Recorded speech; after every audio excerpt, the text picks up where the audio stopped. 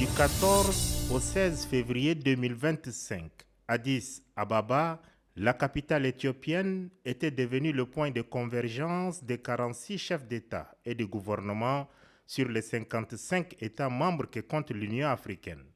C'est à l'occasion de la 38e conférence des chefs d'État de l'Union africaine, placée sous le thème « Justice pour les Africains et les personnes d'ascendance africaine par le biais des réparations ». Vendredi 14 février, 24 heures avant l'ouverture officielle des travaux, l'avion transportant le président de la République, chef de l'État, maréchal Mohamed Idriss Déby Itno, s'immobilise sur le tarmac de l'aéroport international Bolé d'Addis Ababa. Le chef de l'État est accueilli à sa descente d'avion par le ministre éthiopien de l'Industrie, Malakou Albel. Le président de la République a ensuite eu droit à tous les honneurs dus à son rang.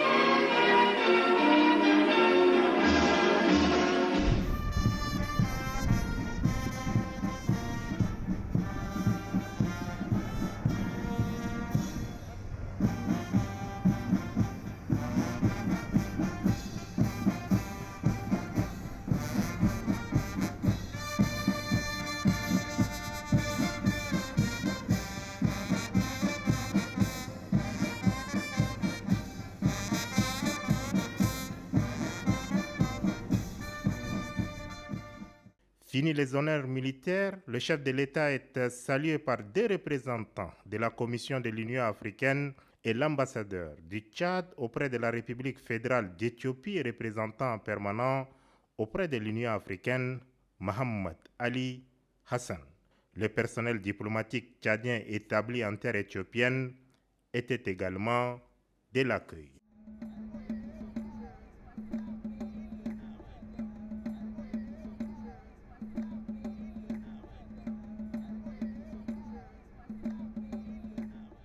Le chef de l'État et son hôte se sont ensuite retirés au pavillon d'honneur pour un échange de quelques minutes avant que le cortège présidentiel ne s'ébranle vers la ville. Les travaux de ce sommet ont été précédés de la 48e session ordinaire du Conseil exécutif de l'Union africaine qui s'est tenue du 12 au 13 février au siège de l'institution continentale. Le Tchad a été représenté à ces assises par son ambassadeur auprès de la République fédérale d'Éthiopie et représentant permanent auprès de l'Union africaine, Mohamed Ali Hassan.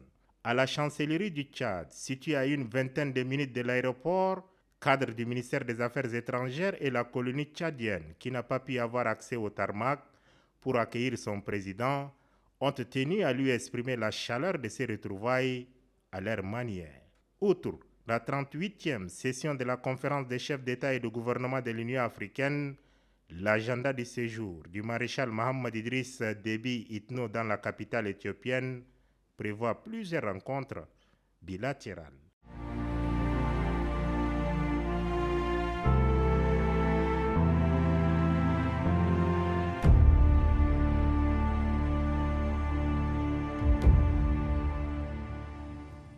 Samedi 15 février 2025, c'est le jour J du conclave continental au siège de l'Union africaine qui a inscrit à l'ordre du jour, entre autres, le renouvellement de l'équipe dirigeante de la Commission de l'Union africaine. La région Afrique centrale, après 8 ans, passera le témoin à la région Afrique de l'Est. Si le 18 février 2023, le chef de l'État avait participé aux travaux de la 36e conférence des chefs d'État de l'Union africaine en qualité de président de transition. Ce 15 février 2025, il fait son entrée au siège de l'Union africaine et dans la grande salle de conférence Nelson Mandela en tant que chef d'État élu démocratiquement et investi président de la République du Tchad. Aux côtés de ses pairs du continent, et des représentants des organisations internationales, Maréchal Mohamed Idriss Déby Itno est venu pour porter la voix du Tchad dans l'optique d'aider l'Afrique à écrire une autre page glorieuse de son histoire. Tout a commencé par une minute de silence observée en la mémoire d'un des pères fondateurs de l'Union africaine, l'ancien président namibien Sam Nujoma, décédé le 8 février dernier à l'âge de 95 ans. Souhaitant la bienvenue entière éthiopienne à ses hôtes, le Premier ministre, Dr Abiy Ahmed, a reconnu que l'Afrique est confrontée à des défis tout au long de son histoire. Mais plus organisés, nous réussirons, a-t-il souligné. Faisant ses adieux, le président sortant de la Commission de l'Union africaine, Moussa Faki Mahamat, a dressé le bilan de ses 2 mandats. Bilan marqué entre autres par l'admission de l'Union africaine comme membre du G20, du BRICS, du renforcement des partenariats entre l'Union africaine, les Nations unies et l'Union européenne et la mise en œuvre de l'accord sur la zone de libre-échange africaine conclu en 2018. Il a ensuite reconnu qu'il cède son fauteuil à un moment où l'Afrique est confrontée à des défis sécuritaires avec son lot de violations massives des droits de l'homme. Aussi a-t-il déploré la situation qui prévaut en ce moment dans nombre de pays africains, notamment le Soudan, l'Est de la République démocratique du Congo, la Libye, le Mozambique, sans occulter la recrudescence du terrorisme aux confins du lac Tchad et au Sahel. En toute humilité, Moussa Faki Mahamat a déclaré être redevable au défunt maréchal du Tchad. En cet instant de remembrance, je ne peux oublier le président Idriss Déby Itno, paix à son âme, qui, en africaniste convaincu, a eu l'initiative de ma candidature à la tête de la commission et qui s'est investi sans compter pour un tel destin pour moi. Sa mort tragique a été ma plus atroce douleur de ce double mandat.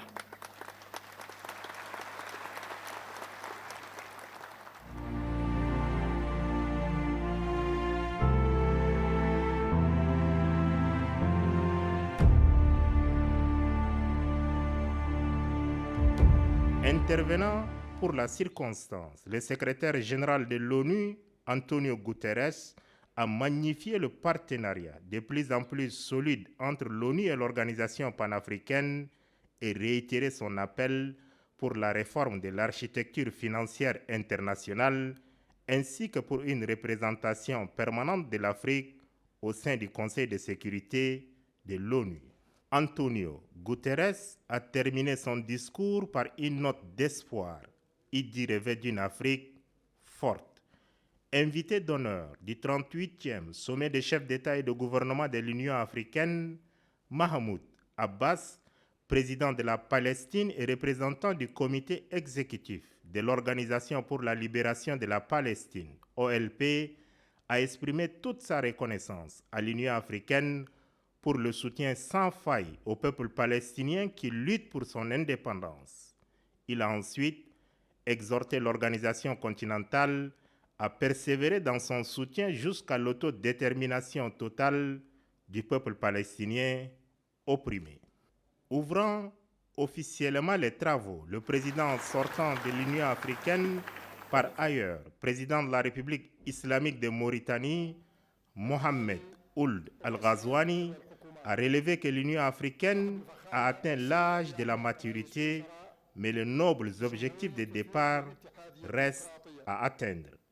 Il a déclaré par la suite passer les rênes à un panafricaniste qui pourra faire mieux avant de demander à ses pairs d'apporter leur soutien au chef de l'État angolais.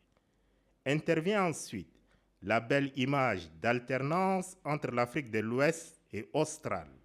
Le président sortant, Mohamed Ould Cheikh Al-Ghazouani, passe le témoin de la présidence de l'Union africaine au président entrant, João Lourenço. Passage des témoins symbolisé par la remise au chef de l'État angolais du fanion de l'Union africaine et d'un marteau. Le président angolais João Lourenço a ensuite, du haut de la tribune de l'Union africaine, exprimé toute sa reconnaissance à ses pairs pour la confiance placée en sa modeste personne et promis diriger l'institution continentale avec le concours de tous pour parachever le rêve des pères fondateurs. La date du 15 février 2025 est à inscrire à l'encre indélébile dans les annales de l'histoire de l'Angola, pays frère et ami du Tchad. João Lourenço accède au perchoir de l'organisation continentale pour la première fois depuis l'accession de son pays à la souveraineté internationale et son adhésion le 11 février 1975 à l'Organisation de l'Unité africaine OUA, devenue UA. Cette joie du président angolais est partagée par son homologue, le président de la République, chef de l'État, maréchal Mohamed Idriss Déby Itno.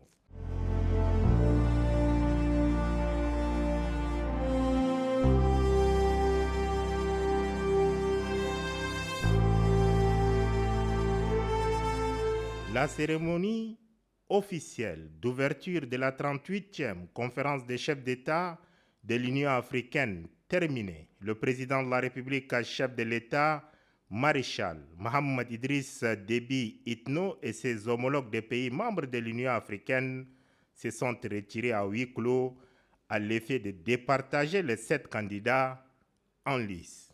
Il s'agit de 3 hommes d'Afrique de l'Est et 4 femmes d'Afrique du Nord. Ils briguent respectivement le poste de président et vice-président de la Commission de l'Union africaine en remplacement du président et de la vice-présidente sortant de la Commission de l'Union africaine. À la présidence de la Commission, il y a le Kenyan Raila Odinga, 80 ans, opposant historique et ancien vice-président du Kenya. Le Djiboutien Mahamoud Ali Youssouf, 59 ans, diplomate de carrière et ministre des Affaires étrangères. Et Richard Andria Mandrato, ancien ministre des Affaires étrangères de Madagascar et espoir de la grande île de l'océan Indien. Pour la course à la vice-présidence de la Commission de l'Union africaine, 4 candidats d'Afrique du Nord sont sur le starting block. Il s'agit de la journaliste marocaine Latifa Akrabash, ancienne ministre déléguée aux Affaires étrangères et actuelle présidente de la Haute Autorité de la Communication audiovisuelle de son pays. L'économiste égyptienne Hana Morsi, qui totalise 25 ans d'expérience dans les organisations internationales telles que la Commission économique des Nations Unies pour l'Afrique, la BAD et le FMI. La diplomate algérienne Salma Malika Haddadi, actuelle ambassadeur d'Algérie en Éthiopie et représentante permanente auprès de l'Union africaine, et Najat Al-Hadjaji, diplomate libyenne.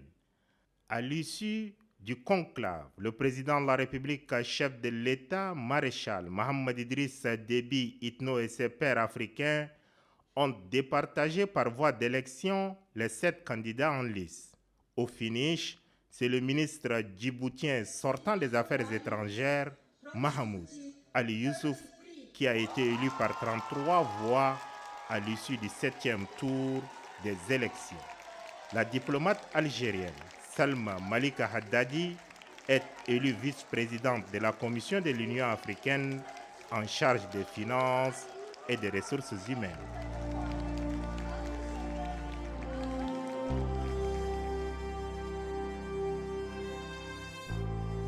Juste après la séquence de la photo de famille, le président de la République, chef de l'État, maréchal Mohamed Idriss Déby Itno, s'est adressé lors de la séance à huis clos à ses pairs.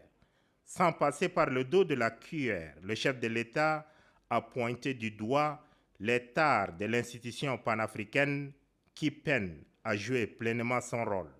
Le ton est donné en ces termes. Rien ne marche comme il se doit. Nous devons choisir entre continuer à subir le sort qu'ils nous ont voulu par le reste du monde pour nous unir, pour prendre en main notre destin et construire pour notre continent un avenir souverain, digne et prospère. Nous sommes à l'heure du choix.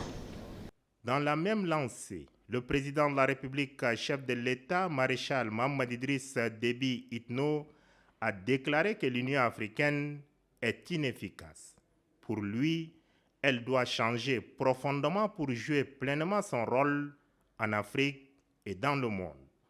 Poursuivant son argumentaire, maréchal Mohamed Idriss Déby Itno a appelé les Africains à l'unisson. L'Union africaine doit être le rempart contre toute forme de domination, quelle qu'elle soit, économique, culturelle ou politique. Nous devons renforcer nos institutions, garantir l'indépendance de nos décisions et refuser toute ingérence dans nos affaires intérieures. Le renforcement de notre union n'est pas une option pour nous, c'est une nécessité absolue. Plaidant la cause des 5 pays africains en transition, le président de la République a exhorté l'Union africaine à la flexibilité. Je voudrais saisir cette tribune pour plaider en faveur d'une reprise de dialogue entre l'Union africaine et les 5 pays frères qui sont le Mali, le Burkina Faso, la Guinée, le Gabon et le Niger. Il est temps de privilégier une approche constructive, solidaire et pragmatique. Chemin faisant, le chef de l'État soutient, je cite, « L'Afrique mérite une Union africaine forte, indépendante, véritablement au service du continent. C'est à nous, Africains, de nous mobiliser pour exiger le changement et construire l'avenir que méritent nos enfants. » Fin de citation.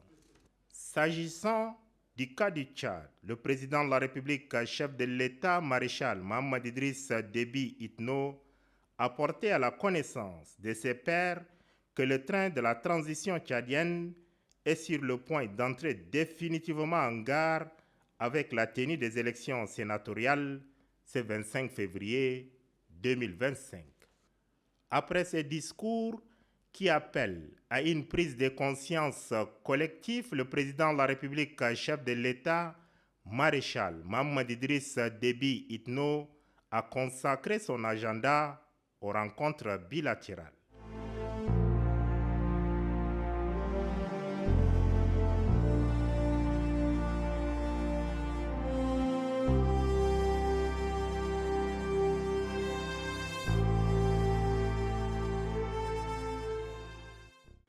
Et pour mettre la naissante coopération tchado-burundaise sur un bon piédestal, devant permettre aux 2 pays amis et aux 2 peuples frères d'en tirer pleinement profit, le président burundais Évariste Ndayishimiye a fait le déplacement de la chancellerie du Tchad à Addis Ababa, où l'attendait ce 16 février son homologue, le président de la République, chef de l'État, maréchal Mohamed Idriss Déby Itno.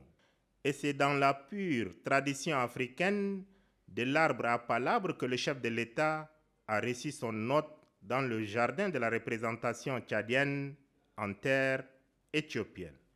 Les discussions entre les 2 chefs d'État entrent en droite ligne de celles engagées l'année dernière lors de la visite d'amitié et de travail du maréchal du Tchad en terre burundaise. Outre la coopération tchado-burundaise, le président de la République, chef de l'État, a exhorté son homologue burundais à soutenir la candidature de notre compatriote Abbas Mohamed Toli à la présidence de la Banque africaine de développement. En mai prochain, à Abidjan, siège de la Banque africaine de développement BAD, 54 pays africains et 27 non-africains actionnaires de la BAD éliront le 10e président de la banque. La veille, samedi 15 février, en recevant son homologue bisso-guinéen Oumarou Sissoko Ombalo, le président de la République, maréchal Mohamed Idriss Déby Itno, a sollicité également le soutien de la Guinée-Bissau en faveur du candidat tchadien. Le placement des cadres tchadiens dans les institutions internationales tient à cœur le chef de l'État. À Addis Ababa, il s'est investi personnellement auprès de ses pairs pour le triomphe du Tchad à la présidence de la BAD. Le ministre d'État, ministre des Affaires étrangères, Dr Abdoulaye Sabrou Fadoul, a pris part activement aux côtés du président de la République, chef de l'État, maréchal Mohamed Idriss Déby Itno, à la 38e conférence des chefs d'État de l'Union africaine, placée sous le thème « Justice pour les Africains et les personnes d'ascendance africaine par les biais des réparations ». Il tire ici le bilan des travaux. Bon, on peut retenir trois éléments qui me semblent se distinguer. D'abord, les thèmes qui ont été retenus pour ces sommets, justice pour les Africains et les personnes d'ascendance africaine par les réparations. Comme vous le savez, l'Afrique, les Africains ont subi des crimes, des pillages durant leur histoire. Mais toutes ces souffrances n'ont jamais connu de réparation. Donc j'ai trouvé que c'était un thème qui était pertinent et qui était d'actualité. Et ça, c'est la première chose qu'il y a à retenir. Ensuite, vous l'avez suivi, il y a eu un renouvellement à la tête d'un certain nombre d'organes de notre organisation. D'abord, la présidence en exercice qui passe du président mauritanien au président angolais. Et puis ensuite, par le vote, les présidents de la Commission de l'Union africaine, notre compatriote Moussa Faki Mahamat, a été remplacé par le ministre des Affaires étrangères actuel de Djibouti, et la vice-présidence revient à l'Algérie. Donc ces votes qu'on craignait infructueux a permis aux Africains d'éviter un blocage de l'institution. Et c'est l'occasion aussi de rendre un hommage appuyé à notre compatriote Moussa Faki Mahamat, qui pendant 8 ans a fait briller l'Afrique et a fait briller les noms de notre pays. Avec beaucoup de dextérité, beaucoup de dignité, il a su diriger une organisation par nature très complexe. Et le troisième élément, c'est les discours de notre président, le maréchal Mohamed Idriss Déby Itno, qui a pris la parole en tant que président nouvellement élu. Et dans ces discours, il a interpellé ses pairs, il a interpellé les Africains de manière générale pour que notre organisation soit réellement autonome, soit réellement indépendante. Par la prise de ces décisions, mais aussi par la garantie de ces financements. Aujourd'hui, vous le savez sans doute, l'Union africaine ne pourrait pas fonctionner sans l'apport d'autres puissances ou d'autres organisations internationales, ce qui est une anomalie considérant les ressources dont dispose notre continent. Dans son discours, le chef de l'État a appelé aussi à ce que l'Union africaine privilégie le dialogue, la concertation avec nos pays frères, les Mali, le Niger, le Burkina, et la Guinée et ensuite même les Gabon. La sanction, et il le dit par expérience, avec ce qui s'est passé dans notre pays, la sanction ne peut pas régler des questions qui se posent dans des pays en transition politique. Donc vraiment, ce sont les deux traits saillants qui ressortent de ces discours. Et puis j'ajouterai en dernier lieu qu'en marge de ces sommets, il y a eu un accord qui a été signé entre nos frères libyens pour qu'ils puissent aboutir à une paix effective et durable dans leur pays. S'il y a la paix en Libye, ce sont les pays voisins, et en particulier notre pays, qui pourraient tirer les plus grands bénéfices. Et nous souhaitons, en tant que pays frères et amis, que les Libyens puissent mettre en œuvre sans accroc cet accord.